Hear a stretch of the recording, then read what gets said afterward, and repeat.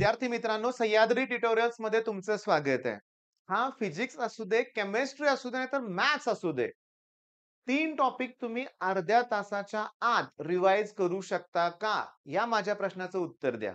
मी तुम्हाला सांगू का? तुम्ही म्हणाल, अर्ध्या तासात 3 टॉपिक अशक्य आहे. तर हे अशक्य नाहीये. तुम्हाला ते शक्य करून दाखवायचं आहे. मी आत्ताच तुम्हाला सावध करतोय. पॉइंट काय आहे माहितीये का? की निवांत अभ्यासाची सवय लागली मुलांना. बघा मी गेले 2-3 दिवस जे ऑब्झर्व्ह करतोय ना, म्हणून हा व्हिडिओ तयार केलाय. मी सगळ्यांना वॉर्न केलंय, तुम्हाला पण वॉर्न करतोय, की निवांत अभ्यास, अगदी निवांत हळू-हळू एक-एक टॉपिक रिवाइज करायची ही वेळ नाहीये. तुम्हाला जे येतंय ते परफेक्ट करायचंय मान्य आहे. पण जे झालेले टॉपिक आहे ते कमी वेळेत रिवाइज करता आलेच पाहिजेत आणि ते जर जमत नसेल ना, तर फेल्युअर आहे. मी बघितलंय मुलं लास्ट मोमेंटला हार मानणारी मुलं बघितलेत, नाही होणार म्हणून. सगळं केलंय की अगोदर, पण रिव्हिजन नावाचा प्रकारच माहीत नाहीये. आता मी तुम्हाला एक छोटंसं एक्झाम्पल देतो. ओके. माझ्याच ऑफलाईन क्लासमधलं एक्झाम्पल आहे. त्याला जवळ-जवळ 10 ते 15 वर्ष झाली असतील म्हणूया आपण. एक्झाम्पल काय आहे बघा, त्या काळात physics first, physics second, came first, came second, maths 1, maths 2 असे 6 पेपर वेगळे-वेगळे होत होते. आता तुमचं एकत्र आहे. ठीक आहे.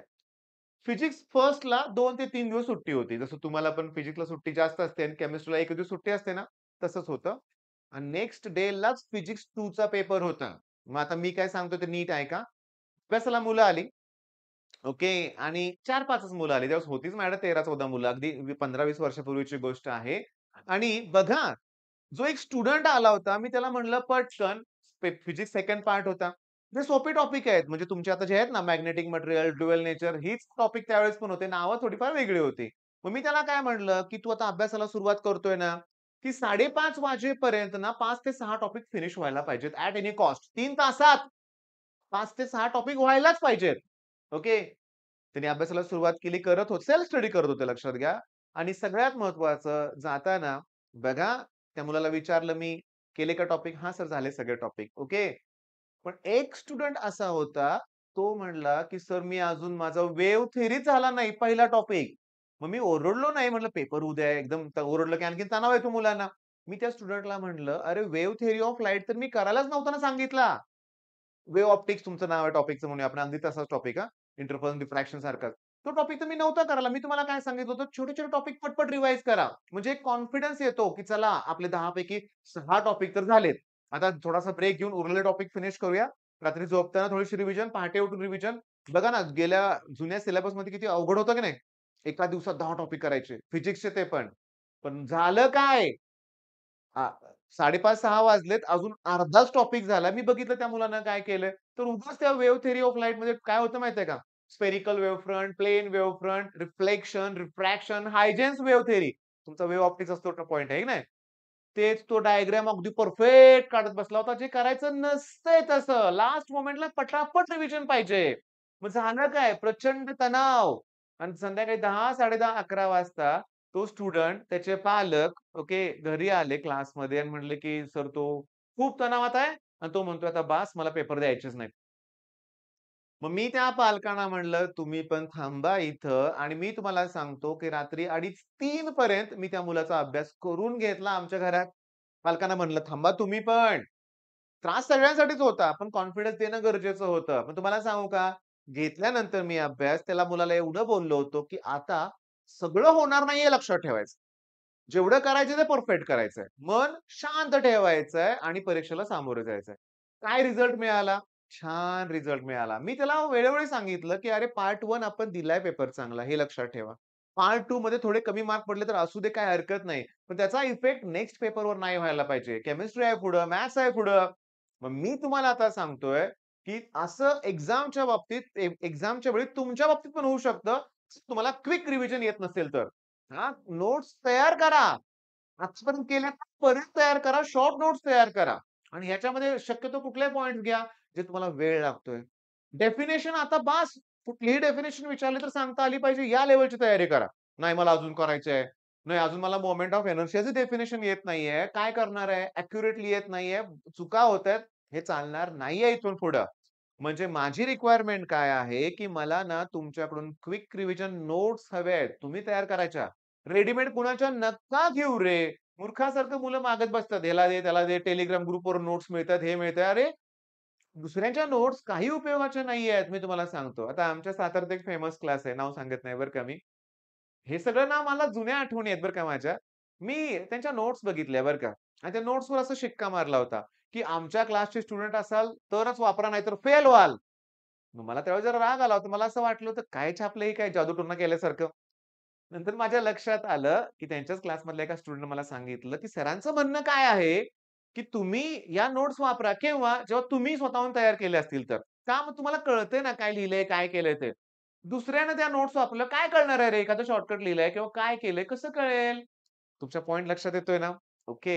मग मुद्दा काय स्वतःच्या नोट्स लास्ट मोमेंटला गरजेच्या आहेत. सुरुवात करा आणि फिजिक्समध्ये मी तुम्हाला सांगतो, अरे 16 पैकी अरे 5 जरी टॉपिक झाले, ओके, तरी 15, 20, 30 मार्क पडले. कॉलेज तुम्हाला 30 पैकी 30 देणारच आहे. 60 स्कोर झाला तरी तो जास्त आहे. मला माहिती आहे. तुम्ही म्हणाल, "हे असं कसं?" मला माहिती आहे. 4-5 सिंगल डिजिटमध्ये असतात नंबर मुलांचे. किती मार्काचा पेपर अटेम्प्ट केला तर 7 मार्काचा, 8 मार्काचा, 5 मार्काचा. एम-सी-क्यू सोडून बोलतोय. एम-सी-क्यू काउंट करू नका. ते तुम्ही 10च्या 10 मार्काचे अटेम्प्ट करणार आहात मला माहिती आहे. आणि त्यातही एम-सी-क्यूमध्ये मुलांना रूल्स माहीत नाहीयेत. रूल्स माहीत नाहीयेत. मी ना सांगतो, मी अशा ट्रॅजेडी बघितल्यात ना मुलांच्या लक्षात घ्या, की फेल पण झालेत. कॉलेजने तर मार्क दिलेत ना. पुन्हा पालक कॉलेजमध्ये भांडतायत, की "अरे, तुम्ही मार्क दिलेच नाहीत प्रॅक्टिकलचे. माझा मुलगा फेल झाला." पण रिअॅलिटीमध्ये फोटोकॉपीज आल्यानंतर लक्षात आलंय, की मुलांनी एम-सी-क्यू सुद्धा व्यवस्थित सोडवल्या नव्हत्या. एम-सी-क्यू सॉल्व्हिंगसाठी कोणता रूल आहे? एम-सी-क्यूचं उत्तर कसं लिहायचं? कमेंटमध्ये तुम्ही सांगा. मला बघू दे तुम्हाला तर माहिती आहे का? सगळ्या इन्स्ट्रक्शन पेपरच्या पहिल्या त्या स्टार्टलाच दिलेल्या असतात. पण हे तुम्हाला माहिती पाहिजे हे लक्षात घ्या. तर माझं काय म्हणणं आहे ॲट एनी कॉस्ट आपण डिसेंबर महिन्यामध्ये आपण गुरुवारपासून स्टार्ट करतोय हां. गुरुवारपासून ज्या टेस्ट आपण घेणार आहे ना, त्या इम्पोर्टंट आहेत. मी 20-20 मार्क्सच्या टेस्ट घेणार आहेत. कोणत्या टेस्ट आहे माहीत नाही? अगोदरचं लेक्चर बघा. ओके. डिसेंबर टेस्ट शेड्यूल असं त्याचं थंबनेल आहे. बघा तो व्हिडिओ. त्याचा टेस्ट शेड्यूल तुम्ही लिहून घ्या पेपरवर. त्याप्रमाणे प्लॅन करा. हां, तुमच्या क्लासमध्ये बाकीच्या टेस्ट असतील, ओके. मी 3-3 टॉपिकवर टेस्ट घ्यायला लागलोय. मला माहिती आहे फिजिक्सचे 3 टॉपिक म्हणजे 21 मार्क. मुलांनी जीव तोडून प्रयत्न करणार आहेत, करतायत मुलं. मी करून घेतोय त्यांच्याकडून आणि मला तुमच्याकडून पण ते हवंय आणि ते करत असताना शॉर्ट नोट्स. मग ते 3 टॉपिक मला 30 मिनिटात रिवाईज करून हवे आहेत. ओके. मग हा व्हिडिओ थांबवतो इथं. मी जे सांगितलं तुमच्या लक्षात आलं असेल. अभ्यासाच्या मेथड बदला आता. निवांतपणा उपयोगाचा नाहीये. नोट्स परत-परत हवे आहेत. त्याची रिव्हिजन पुन्हा हवी आहे आणि चांगला रिझल्ट हवा आहे. आणि चांगला रिझल्ट का नको रे आपल्याला सांग? का नकोय? त्याच्यासाठी तर चालले ना सगळे हे. ड्रीम कॉलेज किंवा सगळ्या गोष्टी आहेत रे. पण मी तुम्हाला सांगू का, खूप लहान आहे वय तुमचं बरं का. 15-16 वर्षाची मुलं आहात तुम्ही, बरोबर आहे. एवढ्या लहान वयात ना, एवढा तणाव नका घेऊ. तो तणाव हँडल करायला शिका. त्याला सामोरे जा. सिच्युएशन कशी हँडल करायची तुम्ही प्लॅन तयार करा. उपाय एकच आहे. कष्ट आणि कष्ट आणि भरपूर कष्ट. मी तुम्हाला सांगू का? तुमच्यापेक्षा जास्त कष्ट मला घ्यावे लागतायत. तुमच्यापेक्षा जास्त कष्ट तुमचे पालक घेतायत. हां. मी तुम्हाला सांगू का? जस्ट आता बघा माझ्याकडे एक स्टुडंट आहे बरं का. तो थोडंसं आता क्लासमध्ये काम करतोय बरं का. अटेंडन्स वगैरे घेतोय, पेपर चेक करतोय बरं का. 11th स्टँडर्डचा स्टुडंट आहे. ओके. आता माझेच साळुंखे सर पार्टनर आहेत. त्यांचाच मुलगा आहे. म्हणजे साळुंखे सर माझ्या इथे इंग्लिश शिकवतात. मी बाकीचे विषय शिकवतोय. 8, 9, 10 पर्यंत 11-12च्या मुलांचं पण इंग्लिश ते घेतायत. त्यांचा मुलगा काय म्हणला बघा, मी त्याला विचारलं, "अरे व्हिजन बॅचचं लेक्चर बघून झालं का?" नाही. तो म्हणला, "सर मी एवढा बिझी असतो. सकाळी प्रेझेंटी, संध्याकाळी प्रेझेंटी, हे ते पेपर चेक करायचे. मला वेळ कुठे आहे?" तर मी त्याला पटवून दिलं, एक्सप्लेन केलं चांगल्या रीतीनं. "अरे, तू म्हणतोय वेळ कुठे आहे? वेळ आहे. मग तू जरा आमचा विचार कर ना, मग आम्ही काय करतोय?" म्हणजे तुमच्या लक्षात आलं का मी काय म्हणतोय? मी हे सांगतोय तुमच्या पालकांच्या वतीनं तुम्हाला सांगतोय, की पालक खूप कष्ट घेतायत.